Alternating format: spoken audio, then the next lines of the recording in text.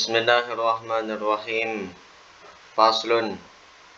Wa yanbaghi lil murid ay yakuna ab'adan nasi 'anil ma'asi wal mahzurat wa ahfazahum lil fara'idi wal ma'murat wa ahrasahum 'alal qurbat wa asra'ahum ilal khairat. Seyogyanya, sepantasnya, seharusnya bagi seseorang yang ingin mendapat kecintaan Allah Subhanahu wa taala, yaitu murid. Murid artinya orang yang ingin mendapatkan kecintaan Allah. Seharusnya dia menjadi yang paling jauh, orang yang paling jauh dari kemaksiatan dan yang dilarang, dan menjadi orang yang paling menjaga terhadap keparduan dan yang diperintahkan, dan menjadi orang yang sangat ingin untuk mendekatkan diri kepada Allah dan paling cepat dalam melakukan kebaikan. Jadi bagi seorang murid, semestinya dia menjadi orang nomor satu dalam menjauhi kemaksiatan dan yang hal-hal yang dilarang oleh syariat itu. Nah, menjauhkan diri dari maksiat ini tidak akan terlaksana apabila tidak melakukan beberapa hal cara agar terhindar daripada maksiat itu. Ada beberapa cara yang membantu untuk terhindar daripada maksiat, baik cara zahir maupun cara batin. Cara zahirnya yang pertama, menjauhi tempat-tempat yang di situ banyak melakukan kemaksiatan. Kita tidak bisa terhindar daripada maksiat kalau di situ masih di situ juga tempatnya, tempat yang banyak maksiatnya. Yang kedua, agar kita terhindar daripada maksiat, menjauhi teman-teman yang mengajak kepada kemaksiatan. Walaupun kita berdiam di rumah, tapi teman-temannya selalu datang, teman-temannya yang selalu mengajaknya kepada maksiat, maka itu pun sulit untuk terhindar daripada maksiat itu. Adapun cara yang batin agar kita terhindar daripada maksiat, yang pertama, menghindari dalam hati itu cinta daripada dunia, hubbud dunia.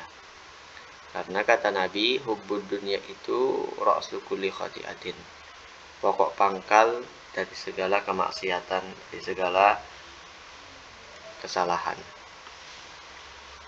Walaupun kita di rumah berdiam, tapi ada dalam hati kecintaan terhadap dunia, maka akan sulit untuk menjaga diri daripada maksiat itu. Cinta dunia itu intinya berporos pada 3 hal. Cinta dunia yang pertama intinya itu hubbul mal, cinta harta. Orang yang cinta harta akan sulit terhindar daripada maksiat, karena akan melakukan segala cara untuk memperolehnya, menghalalkan segala cara. Yang kedua, bagian cinta dunia itu hubbul jah, ingin menguasai hati manusia. Ingin menguasai hati manusia artinya ingin dihormati, ingin dihargai, ingin dimuliakan. Nah, apabila itu ada di dalam hati, sulit terhindar daripada maksiat, karena akan terjatuh. Apabila itu ada dalam hati, akan menjadikan seseorang tasannu. Tasannu itu berbuat-buat demi mendapatkan kecintaan di hati manusia. Nah, tasannu itu naun minan nifaq, termasuk bagian daripada kemunafikan. Nah, itu. Kemudian yang ketiga, bagian daripada cinta dunia itu hubbur riyasah, mencintai kepangkatan, mencintai jabatan. Nah, ini juga sulit terhindar daripada maksiat apabila di dalam hatinya terdapat hal tersebut. Jadi, agar terhindar daripada maksiat itu, cara zahir tadi ada 2, yaitu menjauhi tempat yang itu maksiat atau perantara-perantara yang menjatuhkan kepada maksiat, bukan hanya tempat apapun itu. Atau juga yang kedua tadi, menjauhi teman yang mengajak kepada kemaksiatan. Adapun cara yang batin yaitu menghindari diri daripada cinta harta, cinta kedudukan, dan ingin menguasai hati manusia. Nah, apabila ini ada dalam hati kita, kuat dalam hati kita keyakinan ini, maka kita lebih nyaman terhindar daripada maksiat itu. Wa ahfazahum lil fara'idi wal ma'murat, dan orang yang paling menjaga terhadap kefarduan dan yang diperintahkan. Ini bagi seorang murid. Sangat menjaga fardu-fardu yang diperintahkan dalam syariat. Menjaga itu artinya ityanuha bisyurutiha wa adabiha. Melakukan dengan syarat-syarat dan adabnya. Wa ahrasahum 'alal qurubat wa asra'ahum ilal khairat. Dan dia menjadi orang yang sangat ingin mendapatkan kedekatan dan sangat bersegera dalam hal-hal apa saja yang kebaikan, bentuk kebaikan itu. Nah, ini juga ada caranya agar kita bisa menjaga hal yang difardukan, agar kita lebih tergerak dalam melakukan hal-hal yang baik. Baik cara zahir maupun cara batin sama. Cara zahirnya itu agar kita bisa menjaga yang difardukan oleh Allah. Yang pertama, berada di tempat, sering-sering berada di tempat yang di situ Allah curahkan rahmatnya. Misalkan seperti majelis ilmu, majelis zikir. Nah, di situ. Kemudian yang kedua yaitu bergaul, berteman dengan para solehin, orang-orang soleh, orang-orang yang membuat kita takut kepada Allah. Nah, apabila ini ada, nah itu yang membuat kita membantu menjaga daripada kefarduan itu. Adapun cara yang batin, agar kita lebih bersegera untuk melakukan kebaikan, cepat tergerak hati kita untuk melakukan ketaatan itu. Yang pertama cara batin, hubbul akhirah, cinta, selalu ingat kepada akhirat itu.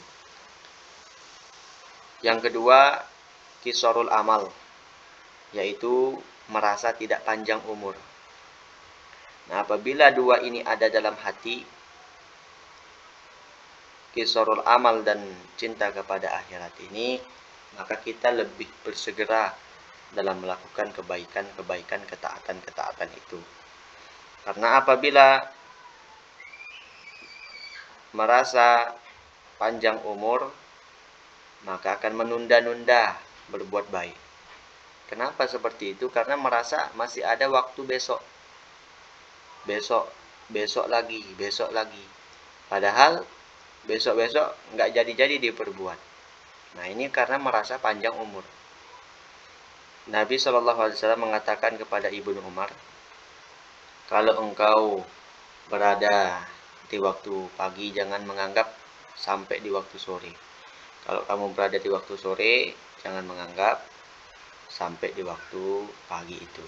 Nah, jadi kenapa kita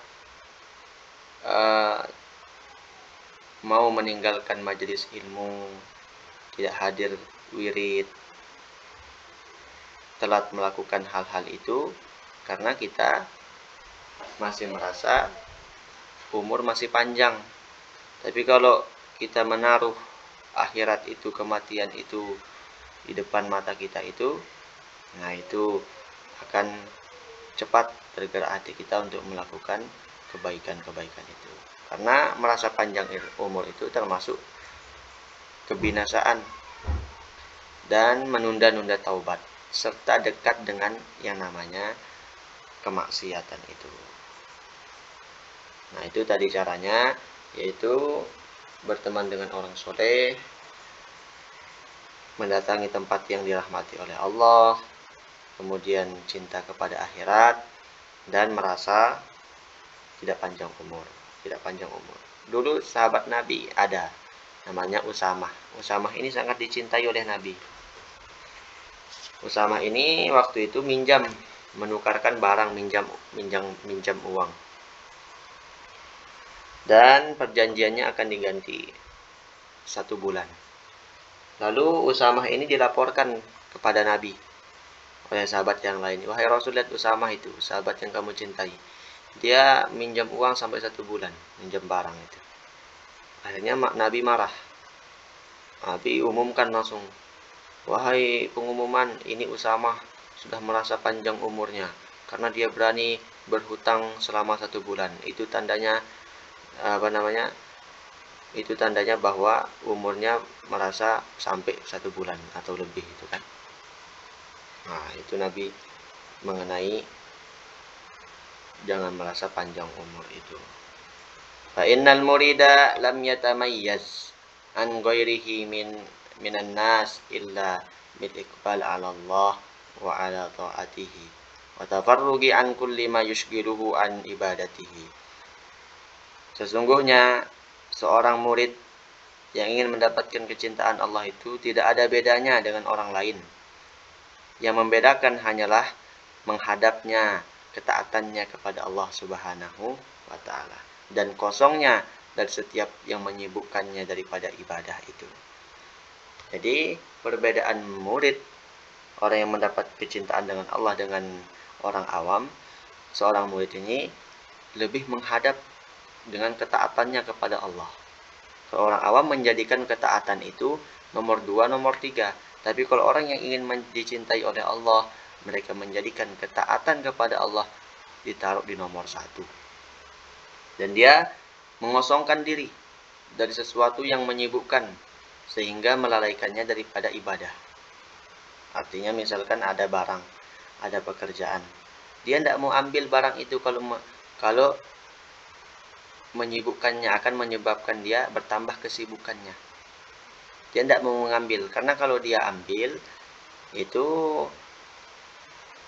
akan menyibukkan dia sehingga ibadah-ibadahnya terlalaikan. Nah, itu seorang murid seperti itu. Dia tidak mau mengambil sesuatu apabila itu menyibukkan dirinya daripada ibadah itu. Wal yakun syahihan ala anfasihi, dan hendaklah dia seorang murid itu kikir terhadap nafas-nafasnya. Nah, jadi Allah ini misalkan memberikan kita nafas 1 hari itu misalkan 1 miliar. Terus kita gunakan setiap hari. Terus kita gunakan, kita keluarkan. Akhirnya semakin lama semakin menghabiskan, semakin berkurang. Nah, artinya seorang murid yang kikir terhadap nafasnya, dia tidak mau mengeluarkan nafasnya itu kecuali ada manfaat bagi dirinya untuk kepentingan akhiratnya, untuk ketaatannya kepada Allah. Sama kayak orang yang hartanya banyak, sangat mencintai hartanya. Dia nggak mau keluarin hartanya kalau nggak ada kembalian keuntungannya. Keluarkan 10 juta, harus kembali 12 juta. Nah, seperti itu. Begitu juga dengan seorang murid. Dia menggunakan nafasnya itu dengan sebaik-baiknya. Bakhilan bi auqatihi, dan sangat pelit sama kikir terhadap waktunya itu. Jadi, apapun yang kita dapatkan dari keuntungan dunia yang halal, itu tidak cukup membayar waktu kita yang kita berikan untuk itu. Jadi misalkan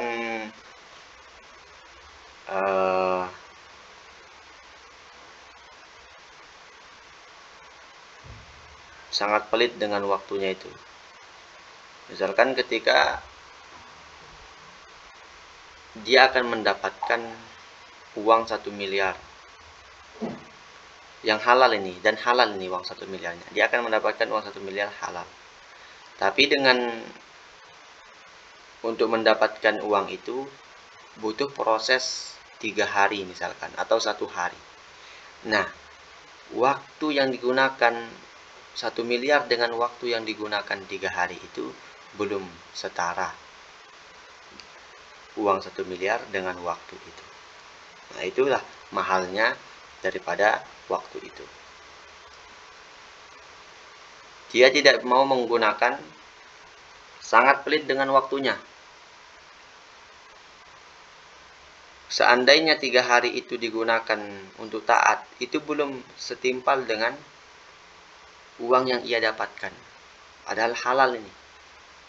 Tapi beda ceritanya kalau itu dalam mengurusnya untuk kepentingan ketaatan. Misalkan untuk naik haji, hajikan orang tua.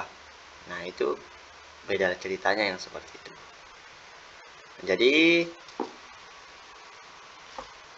waktu ini nilainya sangat mahal. Gimana kita mengetahui bahwa waktu itu nilainya sangat mahal?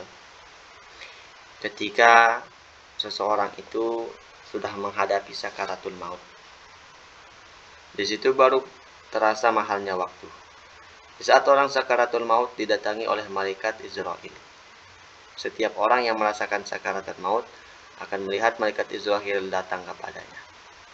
Nah, sebelum dicabut nyawanya itu, orang itu mengatakan, "Wahai malaikat Israil, tunggu dulu, jangan dicabut nyawaku. Ini kalau aku bisa bayar dengan uang 1 miliar ini, tak kasih dah ini uang 1 miliar, yang penting tunda dulu ajalku ini." Nah, itu menandakan waktu itu sangat mahal, tidak bisa dibeli dengan apapun. Seandainya dia orang kaya, seandainya bisa dibeli waktu hidupnya itu, akan dikeluarkan seluruh uangnya untuk hidup. Nah, itu pentingnya mahalnya waktu. Kita tidak akan merasakan kalau masih sehat. Tapi ketika malaikat pencabut nyawa itu sudah datang, nah disitulah tempatnya mahalnya waktu itu. Atau misalkan orang sakit, dia sakit, kata dokter, dalam waktu, kalau lewat dari 5 jam, ini pasien akan mati nih. Dia harus dibawa ke rumah sakit sebelah, dirujuk ke rumah sakit sebelah. Tapi dirujuknya harus cepat sampai ke sana. Misalkan dirujuk ke luar daerah gitu kan, keluar pulau.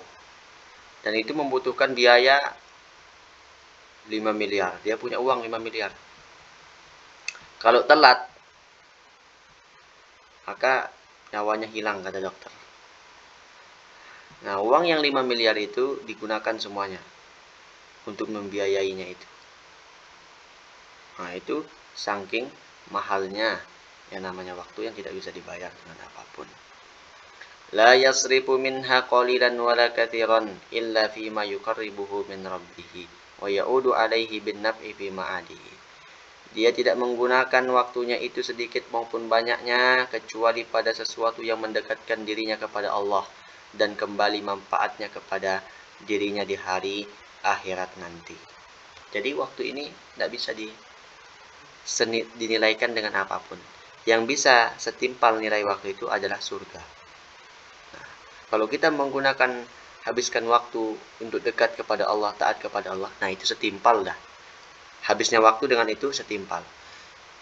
Memang itu balasannya waktu, yaitu surga. Tapi kalau selain itu, tidak ada yang setimpal dengan waktu itu.